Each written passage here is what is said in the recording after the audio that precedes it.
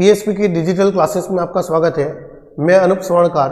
आज जो है आपके लिए क्लास 12 फिजिक्स के अंदर अर्धचालक के अंदर जो है अर्धचालक के प्रकार अपना टॉपिक पूर्ण कर लिया था। उसके बाद जो है आज अपन इसके अंदर पढ़ेंगे पीएन संधि का निर्माण। पीएन संधि का निर्माण, formation of PN junction. PN संधि के निर्माण के बारे में अगर बात करें तो यहाँ पर हम ध्यान रखेंगे कि पी प्रकार का अर्धचालक क्या होता है और एन प्रकार का अर्धचालक क्या होता है, जिसको हम विस्तृत पढ़ चुके हैं। लेकिन उसके अंदर जो है यहाँ पर एक चीज ध्यान रखनी है आपको। देखिए, मैं यहाँ पर दो प्रकार के अर्धचालक आपको बता देता हूँ। पी प्रकार के अंदर क्या होगा और एन प्रकार के अर्धचालक के अंदर क्या होगा। तो आप यहाँ पर ध्यान से देखेंगे तो दो तरह के आवेशवाहक होते हैं। दो तरह के आवेशवाहक कौन कौन से? एक तो बहुसंख्यक आवेशवाहक होते हैं और एक अल्पसंख्यक होते हैं। ठीक है, जो अल्पसंख्यक आवेशवाहक है या बहुसंख्यक आवेशवाहक है वो तो क्या कर सकते हैं, गति कर सकते हैं। लेकिन एक अपने पास होते हैं इमूवेबल चार्ज, जिसको हम गति नहीं करते हैं। जो गति नहीं करेंगे, स्थिर रहेंगे, वे आवेश कौन से हैं? तो अपने पास जिस प्रकार से मैंने बताया था, दो प्रकार की अशुद्धि से हम जो है पी और एन प्रकार के अर्धचालक का निर्माण करते हैं। अगर पी प्रकार का बनाना है तो हमको त्रिसंयोजी तत्व लेना पड़ता है, और एन प्रकार का अर्धचालक बनाना है तो हमको पंचसंयोजी तत्वों का मिश्रण करना होता है। तो पी प्रकार के बनाने के लिए आपको एक चीज ध्यान में आ गई कि आपको कौन से तत्वों की आवश्यकता होती है। तो पी प्रकार के लिए बोलोगे तो हमको आवश्यकता होगी कौन से? त्रिसंयोजी तत्वों की। और एन प्रकार का बनाना है तो कौन से? पंचसंयोजी तत्वों की आवश्यकता होती है। जब यहां से अगर अपन देख रहे थे तो क्रिस्टलीय संरचना के अंदर जो है अपने पास एक इलेक्ट्रॉन ले रहा था। कौन ले रहा था? एल्यूमिनियम। त्रिसंयोजी तत्व एक इलेक्ट्रॉन ले रहा था। एक इलेक्ट्रॉन लेने पर वो क्या बन जाएगा? एक इलेक्ट्रॉन को ग्रहण करेगा, अर्थात उस पर कौन से आवेश की मात्रा बढ़ जाएगी? ऋणावेश। अर्थात जो वो लेगा ये इमोबाइल चार्ज है, जो गतिमान नहीं होगा। ये जितने भी ऋण आयन बना रहा हूं, ऋण आयन कौन से हैं? तो इनको हम कहेंगे कौन से अशुद्धि। तो अपने पास क्या कहेंगे कि जितने भी ऋण आयन ये बनाए रहे वो कौन से हैं? ग्राही अशुद्धि। क्या है अपनी? ग्राही अशुद्धि परमाणु। देखिए, ग्राही अशुद्धि परमाणु हैं जो गतिमान नहीं होंगे, जो स्थिर होंगे। इमूवेबल हैं, जो मूव नहीं करेंगे, गतिमान नहीं होंगे, स्थिर रहेंगे। और इसके अंदर जो है बहुसंख्यक आवेशवाहक क्या थे? तो बहुसंख्यक आवेशवाहक सर कौन से थे? होल थे। तो ये हमने होल बना दिए। और अल्पसंख्यक क्या थे? तो अल्पसंख्यक जो है वो इसके अंदर क्या थे? इलेक्ट्रॉन थे। तो कुछ इसके अंदर मैं क्या करता हूं? इलेक्ट्रॉन बना देता हूं अपने पास। उसी प्रकार से एन प्रकार में हम क्या मिलाते हैं? पंचसंयोजी तत्व मिलाते हैं। वो क्या करता है? एक इलेक्ट्रॉन का दान करता है, दाता होता है, दाता है यानी एक इलेक्ट्रॉन का दान कर दिया। इस पर कौन सा आवेश आ जाएगा? जब कोई भी पदार्थ या परमाणु इलेक्ट्रॉन को त्यागता है तो कौन सा आवेश आता है? धनावेश। तो यहाँ पर धनावेश जो है अपने पास कौन सी अशुद्धि हो जाएगी? तो धनावेश सर अपने पास जो है एक प्रकार की कौन सी अशुद्धि हो जाएगी? तो अपने पास यहाँ पर हो जाएगी दाता अशुद्धि परमाणु। क्या हो जाएगा? दाता अशुद्धि परमाणु। ये अपने पास हो जाएगा दाता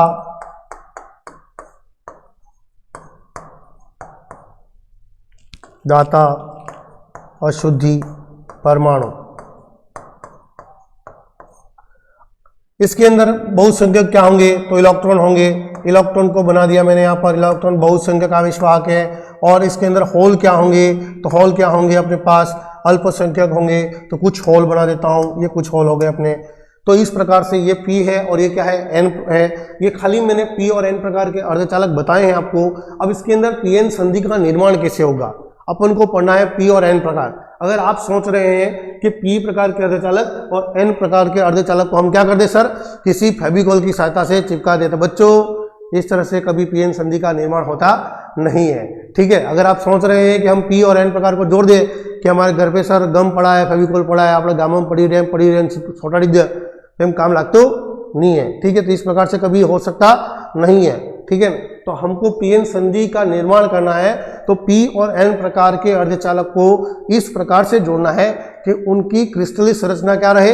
सतत रहे, यानी उनकी संरचना में किसी प्रकार का कोई विभाजन नहीं हो।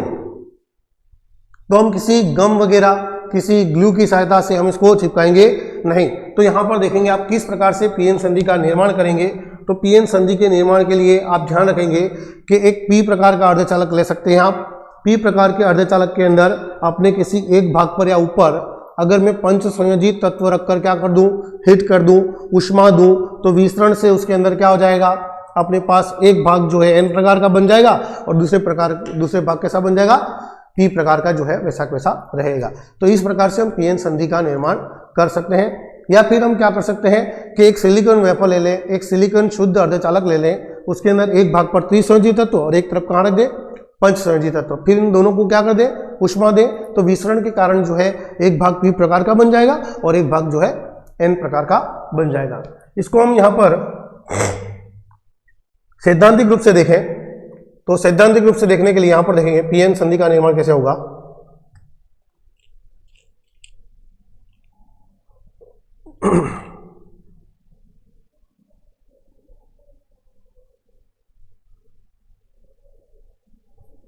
देखिए पीएन संधि के अंदर सबसे पहले अभी मैंने यहां पर पी प्रकार का बनाया, ये पी प्रकार बना देता हूं, तो अपने पास पी प्रकार के अंदर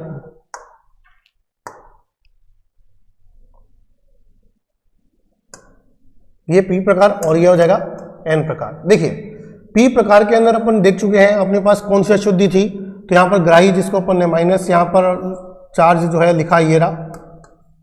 इसको ध्यान से समझेंगे आप, पीएन संधि के निर्माण के लिए बहुत ज्यादा इंपॉर्टेंट टॉपिक है। कक्षा 12वीं के अंदर जो अपना फिजिक्स जो है टॉपिक है अपने, इसके अंदर बहुत बार प्रश्न पूछा जा चुका है। पीएन संधि के निर्माण की विधि लिखी है, कौन सी विधि से निर्माण होता है, या पीएन संधि के निर्माण को समझाइए, ठीक है। तो अपने पास यहां पर इसके पास क्या होंगे, होल होंगे,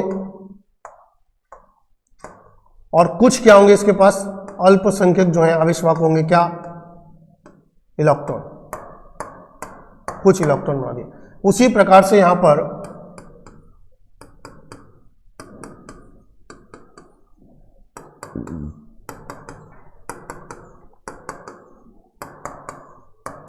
ये सब दाता अशुद्धि परमाणु जो गतिमान नहीं होंगे, इसके अंदर इलेक्ट्रॉन होंगे, बहुसंख्यक आवेशवाहक जो अभी बताया मैंने आपको, और कुछ क्या होंगे इसके अंदर होल्स होंगे, अल्पसंख्यक इसमें होल हो जाएंगे। इसमें क्या थे अपने अल्पसंख्यक इलेक्ट्रॉन थे। देखिए अब यहां पर अपने पास पीएन संधि का निर्माण कैसे होता है, तो अपने पास जो है यहां पर देखें तो पी में बहुसंख्यक आवेशवाहक कौन से हैं, होल है, अल्पसंख्यक क्या है, इलेक्ट्रॉन है। इसके अंदर अपने पास बहुसंख्यक क्या है, इलेक्ट्रॉन है, और अल्पसंख्यक क्या है, होल है। अर्थात दोनों की सांद्रता क्या हो गई, अलग अलग हो गई। सांद्रता अलग होने से यहाँ पर जो है विसरण की प्रक्रिया होती है।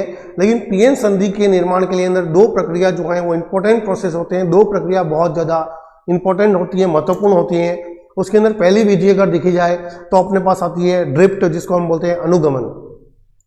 दूसरी विधि आती है अपने पास जो है विसरण। दूसरी विधि कौन सी आती है, विसरण, जिसको हम बोलते हैं डिफ्यूजन, ठीक है।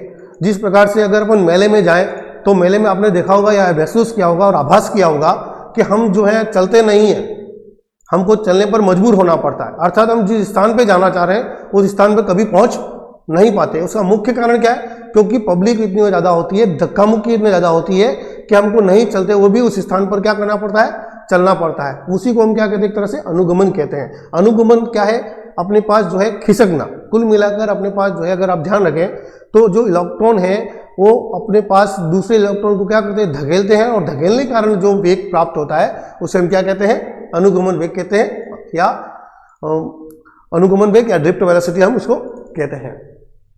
उसके बाद दूसरा आता है अपने पास जो है विसरण। विसरण का सीधा सट उदाहरण अगर मैं बताऊं तो अपने पास अगरबत्ती जैसे हम लगाते हैं, तो अगरबत्ती लगाते हैं तो अगरबत्ती की खुशबू पूरे रूम में फैल जाती है।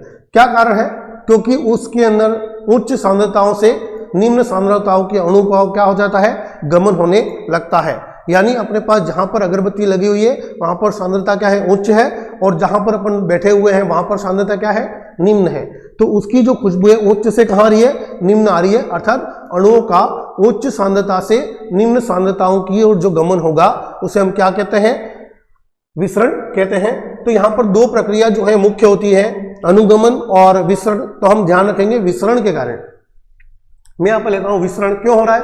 क्योंकि यहाँ पर क्या ज्यादा है, तो यहाँ पर सर ज्यादा है, इलेक्ट्रॉन की संख्या ज्यादा है, और यहाँ पर किसकी संख्या ज्यादा है, तो सर यहाँ पर होल की संख्या ज्यादा है। तो दोनों की सांद्रता क्या हो गई, अलग अलग हो गई। दोनों की सांद्रता अलग अलग होगी तो क्या होगा अपने पास n से p में, ठीक है, n से p में क्या जाएंगे, तो n से p में जाएंगे क्या, तो n से p में जाएंगे क्या, ज्यादा क्या है यहाँ पर n में, तो इलेक्ट्रॉन गमन करेंगे, तो n से p में क्या जाएंगे, इलेक्ट्रॉन जाएंगे।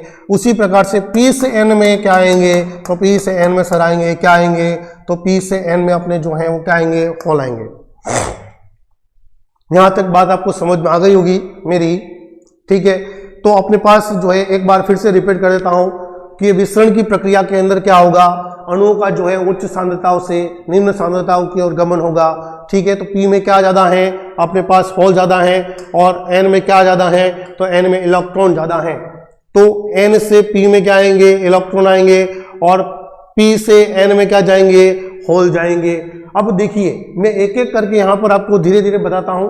अगर यहां से सपोज ये होल चला जाता है, यहां से होल हटा दिया मैंने, जब होल यहां से हटा दिया और ये कहां जाता है, ये होल जाता है अपने पास इसके अंदर, ठीक है। जब होल जो है अपने पास p से कहां जाएगा, n में जाएगा, और n से p में क्या आएगा, इलेक्ट्रॉन आएगा। यानी यहां पर होल क्या बताता है, इलेक्ट्रॉन की कमी को, और इलेक्ट्रॉन की कमी को बताता है, और ये इलेक्ट्रॉन इसके अंदर आएगा तो अपने पास ये बंद क्या हो जाएगा, पूर्ण हो जाएगा। और बंद पूर्ण होने पर यानी जो इलेक्ट्रॉन और होल था वो उस संरचना से क्या हो जाएगा, विलुप्त हो जाएगा। होल क्या बताता था, होल अपने पास क्या बताता है, इलेक्ट्रॉन की कमी को, और जैसे इलेक्ट्रॉन मिलेगा तो इलेक्ट्रॉन मिलने के बाद जो है अपने पास वहां से क्या हो जाएगा, इलेक्ट्रॉन भी विलुप्त हो जाएगा। अर्थात इस संरचना के अंदर यहां से भी इलेक्ट्रॉन हट जाएगा और यहां से क्या हट जाएगा, होल हट जाएगा। वैसे कि वैसे अपने पास ये होल जाएगा और ये इलेक्ट्रॉन यहां से हट जाएगा। तो विसरण की घटना के कारण जो अपने पास संधि स्थल था, संधि स्थल वाला भाग कौन सा, तो संधि स्थल वाले भाग के अंदर मैं देखूं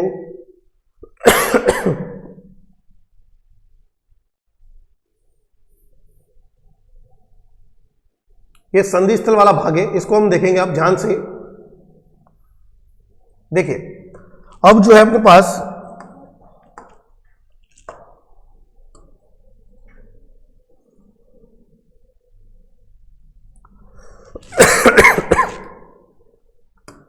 ये प्लस प्लस प्लस, देखो यहां से जितने भी इस संधि के पास ये वाला जो क्षेत्र है इसको ध्यान से देखेंगे। यहां पर जैसे जैसे अपने पास यहां पर होल जाएगा वैसे वैसे यहां से अपने पास एक किसको छोड़ के जा रहा है, ये किसको छोड़ के जा रहा है, ये कौन सा परमाणु है अपना, तो ग्राही अशुद्धि। तो जैसे जैसे p से n में क्या जाएगा, होल जाएगा, वैसे वैसे पीछे क्या छोड़ के जा रहा है, एक ग्राही अशुद्धि परमाणु को पीछे छोड़कर जा रहा है। उसी प्रकार से जब अपने पास यहां से देखूं n प्रकार से p प्रकार में क्या जा रहा है, तो n प्रकार से p प्रकार में क्या जा रहा है, इलेक्ट्रॉन जा रहा है। तो इलेक्ट्रॉन जाएगा तो अपने पास क्या छोड़ के जाएगा, ये तो अपने पास ये छोड़ के जाएगा सर कौन सा परमाणु, तो दाता अशुद्धि परमाणु। तो इस प्रकार से जो है अपने पास विसरण चलता जाएगा। तो अपने पास जो है संधि स्थल के समीप क्या हो जाएगा, तो संधि स्थल के समीप जो है p प्रकार के अर्धचालक के अंदर जो है अपनी कौन सी परत बन जाएगी, तो कौन सी परत बन जाएगी, तो अपनी यहां पर देखें तो ये प्रकार परत जो बन रही है कौन से प्रकार की बन रही है, तो अपने पास जो है ये p प्रकार के अर्धचालक के अंदर कौन सी परत बन गई, तो ऋणावेश की परत बन गई। जबकि n प्रकार के अंदर देखें तो ये कौन सी परत बन गई, तो ये सर परत बन गई कौन सी, धनावेश की, तो ये पॉजिटिव। तो अपने पास जो है अब देखें क्या बहुसंख्यक आवेश वाहक ये परत बनने के बाद गमन कर सकते हैं, तो अपन चेक कर लेते हैं क्या ये होल अब जाना चाहे किसके अंदर, p से n में तो जा पाएगा। तो p के होल अगर जाना चाहे तो देखिए ये प्लस है, होल पर कौन सा आवेश होता है, प्लस। इस प्लस से क्या होगा, संधि स्थल पे जाएगा तो प्रतिकर्षण होगा, इस प्लस से ये होल क्या करेगा, प्रतिकर्षण करेगा, तो गमन करना संभव नहीं होगा। उसी प्रकार से ये इलेक्ट्रॉन जो है इस ऋणावेश से क्या होगा, प्रतिकर्षित करेगा, और प्रतिकर्षित करेगा तो अपने पास गमन करना संभव नहीं है। अर्थात दोनों जो है एक दूसरे को क्या कर रहे हैं, प्रतिकर्षित कर रहे हैं। तो अपने पास जो है बहुसंख्यक आवेश वाहकों का जो विसरण हो रहा था वो क्या हो जाएगा, पूर्ण रूप से समाप्त हो जाएगा। समाप्त हो जाएगा तो अपने पास इसके अंदर एक क्षेत्र उत्पन्न हो रहा है। एक क्षेत्र कौन सा उत्पन्न हो रहा है, तो अपने पास यहाँ पर P और N प्रकार के अपने जो अर्धचालक हैं उसके अंदर ये P के अंदर तो जो है अपने पास कौन सा आवेश, ऋणावेश की परत, और N में जो है अपने पास कौन सी, धनावेश की परत बन जाती है। इस प्रकार से जो है अपने पास इसके अंदर एक क्षेत्र उत्पन्न हो जाता है, विद्युत क्षेत्र, जिसको हम क्या बोलते हैं, रोधी का विद्युत क्षेत्र। क्या बोलते हैं, तो इस क्षेत्र को बोलते हैं रोधी का विद्युत क्षेत्र। और इनके मध्य जो विभवांतर स्थापित हो जाता है, विभवांतर जो स्थापित होगा उसको हम बोलते हैं रोधी का विभव। क्या बोलते हैं, रोधी का।